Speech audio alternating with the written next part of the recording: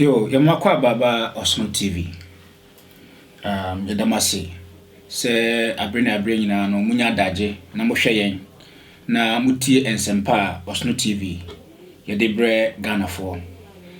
Ene so yatena se na ene no de ye be discussing about education. Ye be hwa sisi yakabe se 2 months na ye call general elections. Amanyo aku ahodo nyina ebontoa kire niam ahodo a omaye and ometimi asaye the ma elections we very interesting and say amanyo komenu a edikan na say omumu odin wo Ghana MPP ni NDC no omu nyina omo flag bearers no omaye president da enti obi abetimi aka the odi president no the waye ene yemana kwan a the obetimi aye enti ene wie yehia ya yebadwendwen bosha hodo a anakufuado 2016 o she Ghana for see yemana kwan no odi president ya ene ma hodo o kaso beye about the education system no wotumi aye anaso wontumi nyeye see yehwa ewiase man nyina no education as a mumasua ayade a ho hia pa de se wo ye oman na se mumasua ho ehia wa na sa oman no yebeka ne se uni future enti bosha hodo a kufor the promise Ghana for about education sector no emu sai ne watumi aye na de wontimi enye esoso no de na waka afa ho sen ambassador bi ho no wontimi nye ya ebi wo so no wa hia ase no onwie ya ehin na ode aduru na ye mane kwan bio se ye mane 4 years aka ho so a ehin na ode ko na mafoforo be so na wasade ede osan ede ba am se na be ya masua no na se ye mane dusua no empuntu be de ebebem na enti awia ye hia ya mene menua Ebeneza also free na ye betwetwe nkomoyi na me ameka say so ye frame me James Makion temo bibia akwaba eba Osno TV bio eben akwaba ye nua pomba ko de nyame adom na campaign e ko say a campaign yi senye a covid pa enka e Ghana be ye butu but a covid yi kura ne afutu a ye de atu amanfo kura mpo no na naduru ba bia e ya na de ye me fe kura mpo ne e ya ye maame mo ebi kura pese oda famu emuni muni ohun kwan a won fa so a onna na nado ase enam the free SHS na ye nim se free SHS de 20 years enanka ebeba enase a etwa na nado kura timi kohye radio station bi kode won say the nipa twa ho nyina ahia with this covid yi ni ewu a nipa kura mpo no covid yi nye nipa a ebekunu nyina echi no nipa say yemma omo ho kwan na omo me wevu na nado keke omo nye omo nsa say keke en wevu na nado en kire no say omo de 4 years be man anti campaign na de ekoso ye yeah me be me dase na kese campaign no chani ye wo kan na kese na me ado Ghana for the 4 years back na nado sure yo na yenhwe Ghana for sisi ye koyanim enka tete bi no na ye to aba ye si abrante ne ho ofe abrante re kokko osonwa e bai tre enei no Ghana for ye move from that mentality no a ye to aba no to issue based campaign, issue based elections. Yeah. Enti Ghana for enhwe sebe otenten wo kase so anasa ho ofe na oteti a wo ye so de to aba mo Ghana for hwe onyuma pa wayo unya opportunity bi de oman ni so no duma pa wo ye ne be so de ato aba mo enu nti no den officer Kufuado na MPP aban ye ba ye ne mapapa be ne ya ye e wo education sector ene no me see education ko a ti me say discussion na no e ka say ma kwan say keka bibia de ne ye ka de betinye ti na ne de ye hwe strictly education yeah ye hwe education sector na and I'm prepared to Kufuado what him aye. Bosha hodo wo hye Ghana for about the sector no. Then what him aye.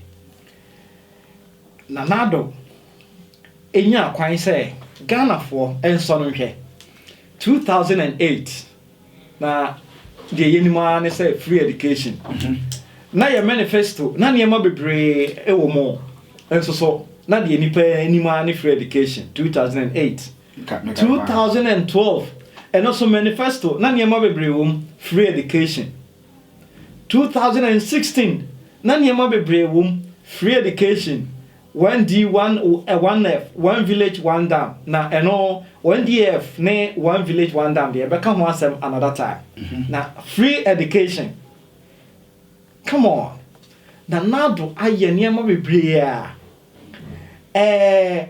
first no na utwere EBC ya na yeni ho akwanya say ukọ a receipt na SS for nko a ana say O level for netimi koye end of day na 2016 abaya atwemu no ede say oye a receipt e baaye no 2016 enkura 1000 ena kotwere ye every say no 2016 yes e kotwere a BEC kona omuni dodo na no o say o kana wotro o kana enkura mo twere BEC 2016 na o man pass no ba mo makonya se o mo san kotena no ni pass na twere 1000 okay na 2017 na bedi ade na odi free SHS buy no ti 2018 no omo kwetwere no nipa 11,000 so from 1,000 to 11,000 which means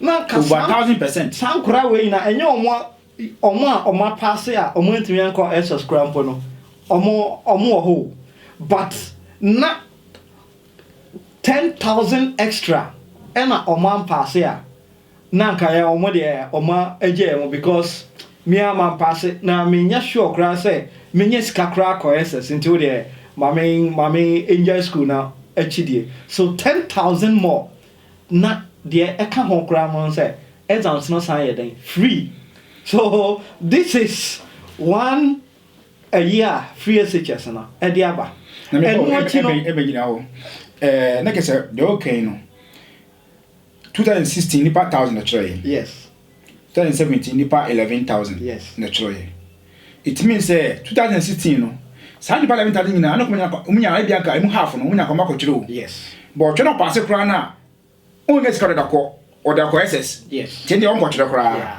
but na do buy ya o mu say o pass o tun ko twe no pass ya yes o be ko SS free no yes nipa 11,000 yes na ko tire yes out of the previous 1,000 no sure okay yeah nti I know so echi no omo pass omo anya kwan anko school no enam say free SHS no eni ho ontimi entria no omo so no afibia no we have about 400,000 more students ena afibia nka omo bie JSS level ka ho ena omo school ye no we school na enkra 14-15 years omo wie school a yeje omo agu a society no ma omo bobra but nana do buy no or the south 400,000 way aba be ka omo ko SS edada no na omo ko SS dada na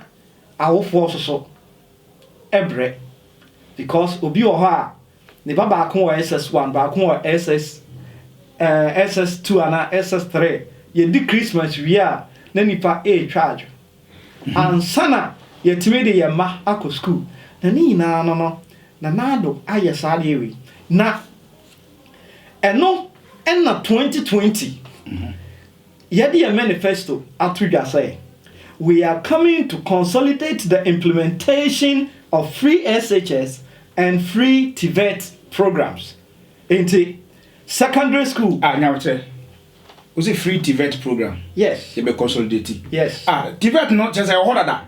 TVET no. Cause you have say ya that cry. Say because me tell say e bi no ka say o mo ba TVET beba. We wie JSS no. Tell me ono me pa. We JSS a. O ko wani mu no. Say o pese o ko ba bia eye technical school first technical school vocational na vocational na wo fa ho pese person wo sha ase ententem na nsano juma but wo school mu ene kosua nya say ye do koto magazine na say wo school mu na wakosua no na enkra bi so apply afa say o kwa secondary school kosua book mu nsam kakra kenkan nsam kakra eno hya ya anye nsano juma sa intino omo nyina no omo da the same level omo nyina fi Jesus na yes intino every kindergarten kosi Jesus train and only a basic primary education now of secondary education na say wako enim one step and no hono and ananado ne na aban aye ni nyina free anti SHS TVET ni nyina free TVET na mate se binu ka se omba mbe ni free no already na free dada free na even crampo no some of the secondary schools na secondary technical intino se oko school ma yen ka say o de ye general arts na science o de ye betwa school fees na say wo se wo ye technical de ye betwa school fees ye nyante sa so no go Ghana and if you are paying for the technical people now omo no what secondary technical now why are you not paying for technical for now omo it doesn't make sense ti omo nyina free for everybody even unim say free SHS one policy a say oni de ono ke say wasem watitim kra Ghana for ajatum Ghana for asum twetwe ho dansi de bebrebe bubrija entino beyond free SHS no enema be ahodo be na yasa ageye because we can say education dem ka education as free SHS ngwa na maye de na maye de na mo ka say mo ba teacher tell na once mo twam mo ba mo twam mo sani ma we be say me hu apart from free SHS enema be ahodo be na yetima sa ageye bi osuso be say me Ghana for be so mutie me de wo ansana me migrate everyone o me famre skasemu kakra because free SHS no ba no ye hu ya gani say enkra no eco school ye hu say aban no asisi school adan bebre because enkra no akwa abro so e na ma double track aba say aban no o say obeyi double track na free wonti o de mre enti ye hu say aban no so afa teacher for bebre 8,000 and over ye hu say aban no autobuses e bebre ama schools ye hu say aban no atop pickhouse ebebre eno ye de yeni na ehu na de yemfa yeni hu ye any scar aban no scar aban no e de ehemu no hwe answer na free SHS ebeba no na ye wo ne subi e wo stream na stream for eco school no ne scar na aban aba eko na omo mfa ma nti ye nua mo stream no na even aduani ombedi wo dining hall crampo no edu time bi a headmasters no they manage obi a na owo CMB scholarship bi a na aban kra entwia na government scholarship na aban entwia na free SHS we ye boska ehemu a we won say ska akomupa. Let me give you just one example. Say a minister of education a call a parliament March 2019 and will say Ghana city 66.8 million as subvention for the second semester to the senior, high and technical schools in the country. Also was about a technical schools no? For second semester na debia me bisa say interchanger yesin was etemano saying 54 million no intinka once semester pay yet me see interchange into this is how much is ka na o question na ubisa entino ma me sign fa wonko skasem efofro say enkra ya won akogu school mu bebre no na omo bewie aba university akọ epole niwe na oniska odebeko SS na obenye ska hen no akọ university na oman no so ye weska se ye betimi ayi no free sa kosi se obebedu professor na oman no ye ni ska sa intino de manifesto ya 2020 manifesto ya ye ne se wa wonni ska o ma me eni ska okay ye beba nneɛma ahodoɔ a yɛpɛ sɛ yɛyɛ yeah in the next MPP government. okay yɛpɛ sɛ yɛsɛ no yɛkeka nneɛma ahodoɔ a yɛyɛ ɛwɔ education sector no. okay now we can be about buses. yeah because when you say buses no Abai provided about 1,190 vehicles sure to secondary schools. yeah these figures 1,190 vehicles, you know, there are 350 buses and 840 pickups. Yeah. Ni nyina no Abai provided a odeboa ehumesua. Yes. So Abai AC 32 state of the art TVET centers.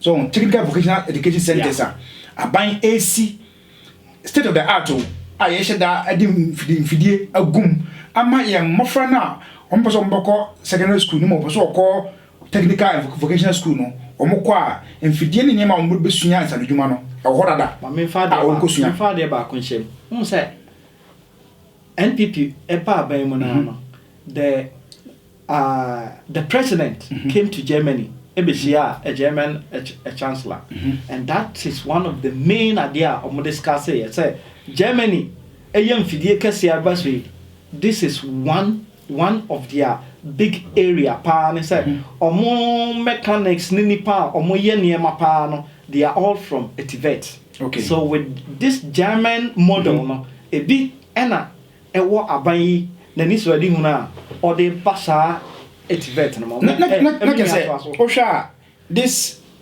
education policy this TVET you know say Ghana you say ye one district one factory say yes no factory sanuduma. Yes, here amanfo a ombe operate machines no amanfo a menwuma was all these factories no. Yes, enti emofra ye kire omo sanuduma ewo TVET no. Yes, omo na ebe wie na omo abaye manpower for these factories ahodo ayede. Exactly. Yes, you know, because the factory, what ade ba ko a Kwame Nkrumah Ghana, na fi Kwame Nkrumah factories be so chain no do na ayede eguye. Yeah. Because factories ni see here no, na ye need trained manpower on be manage these equipment. So and you know, get TVET no infrastructure ne ma ide komu no. Education, we are providing education, but it's also going to help with the industrialization agenda of the government. Okay, so aban ba e power no. Omne Japan ambassador Ishia no say na adwene kakra or the ma o my Ghana ne say this Ghana beyond aid any industrialization no e was say yenya manpower so so e develop a human resource na yetimi ya niema kakra na or the Japan yes Toyota money na sefo ina ohia Toyota bia oyewe ohia boat auto free Japan ha bisa nkran bi na air boat na Toyota for amomo a contract no man supply a boat ni na inti sa free TVET ne sa German a model no e boa mai hwe. So you're going to be producing all these things in Ghana? Yes. Okay. Na NPP your manifesto any your programs are na connected. Ebia enyina eyinti wo say oh yeah one district one a factory na say ene o the contract ma China na omo de nipa free China ene be contract road keka na ye mason for ne contractors ye wo nipa ne bi wo eman ne mu de but the technology wise ne computer wise ye nim de no nuru esrosa enti Brazil contractor ba no the Brazilians na ye nipa no ombeye na omanya aduane dia na ombenya adwuma wan enti we are training our youth for the industrialization ye niam na ye connected enu abi na education side where omonte a railway school no ya see ye railway ye be yakodru paga ye be yakofa kumase ye be yakodru ni akọ ebokina nyina hwan mu na train no say ombeye ho adwuma hwan no na be twi train no hwan na be direct train at traffic enti ye programs ina na eye connected be pacho na say me tie Dr. Bawumia na o kan about free Wi-Fi to secondary schools. Yeah. Meaning say we have about 722 secondary schools. Yeah. You have 46 colleges of education. Any other day. Yeah. and we are say Wi-Fi no, cause a Wi-Fi no. Na ya targeted say ka year 2021 we are going to complete it. Na nyame chade akọ so faster this time about 80% okay has been successful. Free Wi-Fi connectivity no have been supplied to 727 SHS 46 colleges of education eguso fully completed, and then 16 regional offices and also eguso completed, but with the SHS about 80% is covered. And Matthew say even Wi-Fi, all the 260 district education offices in Guinea, so they are going to install free Wi-Fi connectivity. Sure. Okay. Na me bacho me kai say na before MPP abaya baso no. Yeah. Na teacher for yeso ye 3 years na you 3 months. No mobile mo ye hu de sa mobile de na mo ye MPP. Think say me a teacher ni. I am on the teachers platform. So when you see the discussion and then obia and discuss about that. The almost and another say teachers licensure exams no you need your home nenso so enka NPP for monya exams no free. Okay. MIA because you are making us so a professional. And NPP aban say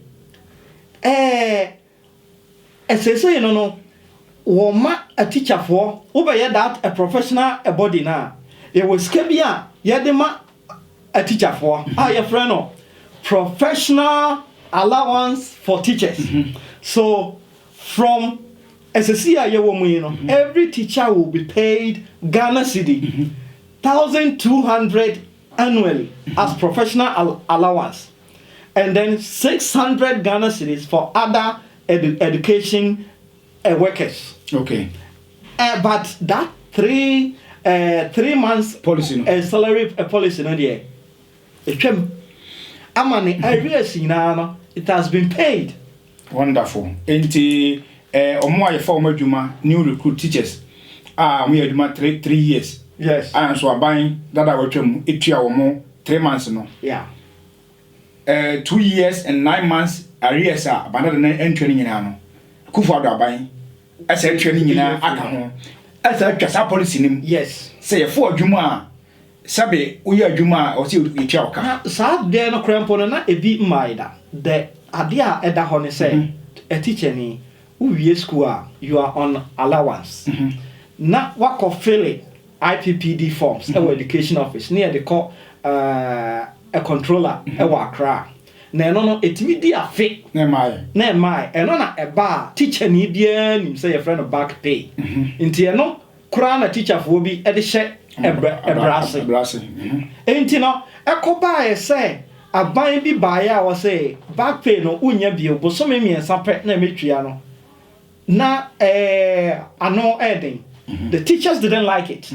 And how say met me MP and now say president abina no tiso no the ministers ye omo no that 4 years no my year adwuma na omo je omo ex gratia na teacher ni a wa year adwuma wa ne wa nye ne ex gratia na adwuma na wo year no e na tua no ka no so tua o se untua na it was unheard of.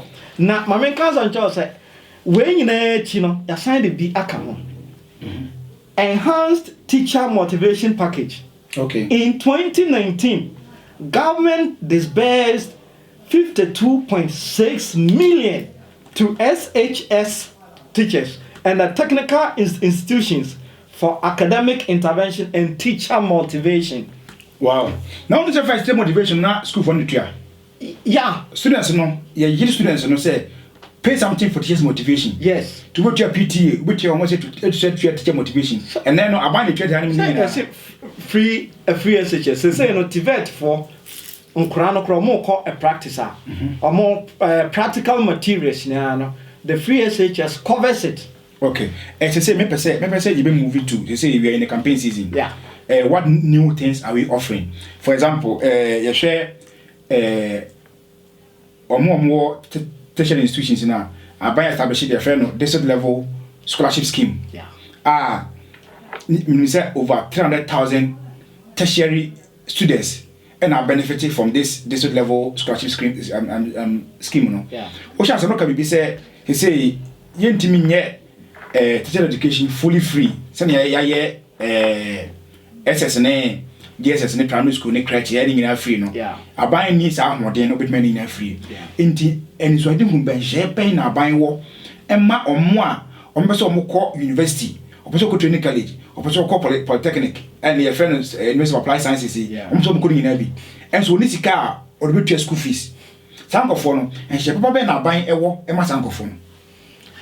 Ya say fa formal fama enana na onye more na more no ne say wadi sua na oma wo chance say o ma me ni bi o papa ni bi ko free SHS no cause usa say no unwie SS no 1920 ebim kra tena fie kakra nti 20 wom ti say no de je Ghana card oje Ghana card na unya nya school mu kwan kwa de a aban be ma obosia. Okay. Free na amamre a e wo sa abosia yi ho ne se enka o papa e contribute for SNET na osan mo anu aso afi wasia pe I think two other guarantors. Na guarantors ne se obi bedi o ejinamu se mi wie na mentwia nipa na ono no abeyo garanta no okọ pension na wuntwia ya ye be ti every I make am say me chiro me colleague na mawofo ehun chiro mo pa enti na school fees holding enti me kwaje de fe no students loan bi na me copy 3 guarantors almost sign e ma me na me kwaje loan me kwadi loan yiwe ya me wiwe school wiwe national service anche bia me nyanya adwuma komponye e na me guarantors na ba ko say okọ pension okọ pension no me so nyanya adwuma me should contribute papa bia to SNET papa say okọ pension so okọ pension no ono so pese sika no enyi na buso ni me don't pese betis kana dey free ne pension pay nim pressure be da me so no na sika no kra pension we no yes saying na ya beti bi free mo obi ma wie university amenya adwuma nyeye na magana say okọ pension enti no say no share of the nipa me say I say scam GA for the 4 years no ye chema 3 guarantors na no share no ma ntua ye be chefi ni pension so say na say me kope bosia ene nga se beto wo me kope bosia na me de ko tua SNET comment SNET for na bosia no atwamene ne ensi ho ye nyina ga na man mu no eye say no wa fam awie eni ntra ye wa sere sam no eni brisam na me ka no that time no na eye eni brisam pa emmabu no bebre fm omo a na omo maame no papa mo wo bibi kakra omutimi twia ewo SS kakra krampo no hwede omo fam na de onni bi kra ye de na call free SHS enti sa a policy we no ye good ba say sa bosia no so a aban de ma no either ne interest no wo low insi ho no ye ni mbosia ye bobo wo emantamu obi wo ha ukwaje ne ho bosia insi ho no ebi wo ha insi ho no ye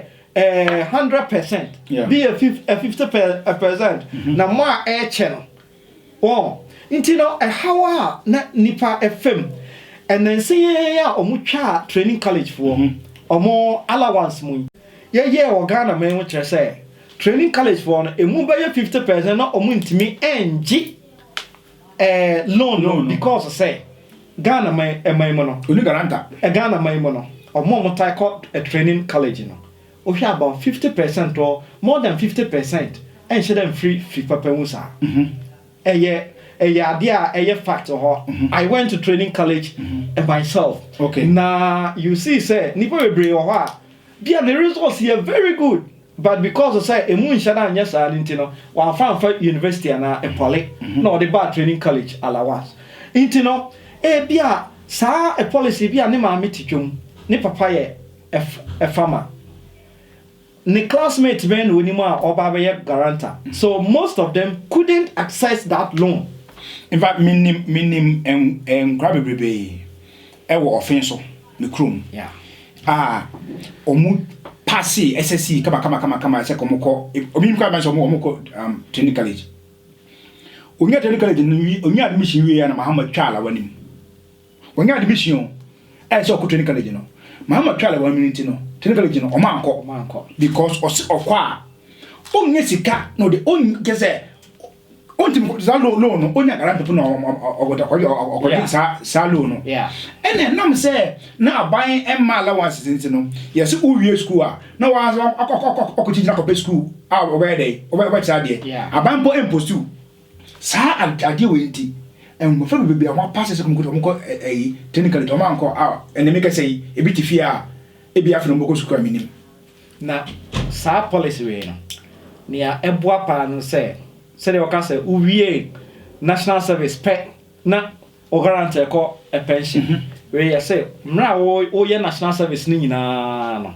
national service so no aban etwa oka ekakra sa time no yesiska no enso pi so obetimi de atwa loan no nti sa time no loan no ma mo ho wakra so ba betwa uwia ya sign the afiba ko ato so say fa hwehwe adwuma na no o eho no enu no NPP aban wo gidie say one district one factory ne said yesi bie man mu a ye fa nipa ne nu ho no na nyame adom no wanya adwuma na fe wo ne aban adwuma anasa wo ne bank ahyehyɛ say metua no kakra hwe ekrom ha ye we say Finland ha ya ka education pa wo wiase nyina Finland anya besta one of the best of course unya school uye kuruma na say wo permanent residence unya school how you have this social and welfare system they only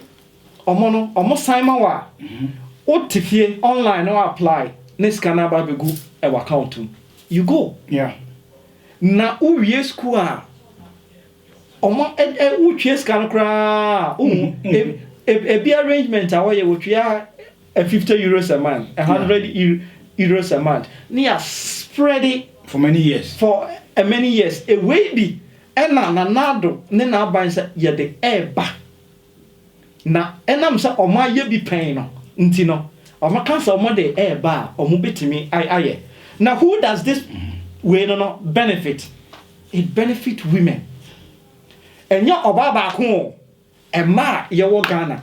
Otidwom opamade ukokwan so we ena eba maw efri say enkurei asudie eya etaida ema so pa chen emema so nokre akunafo ema omotidwom ena fe so esan ekoma youth nankasa say we are training the youth, we are giving equal opportunity must say Sikani Babenya University no be kona hiani Babenya University obetena fi community menko sade na eno ne yepese ye free ho sade ye yi SS de free ho no okay ebe me dase me say emre no eko obone ma bebe so say kufu ado se yema no 4 years now on twa na papa so ye sha for 8 years 2009 2016 not a single library facility was provided by the people's government. MPP ababa ye na libraries ahodo aye Ghana no ye 61 libraries.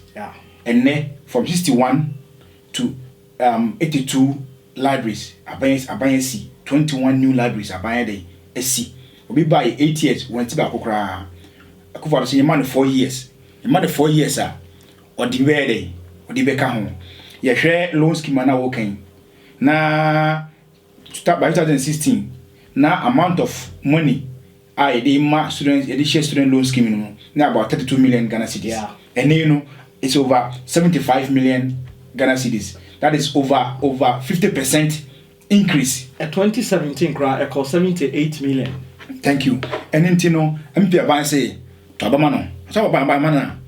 This time you know you're going to get the loan even without a guarantor.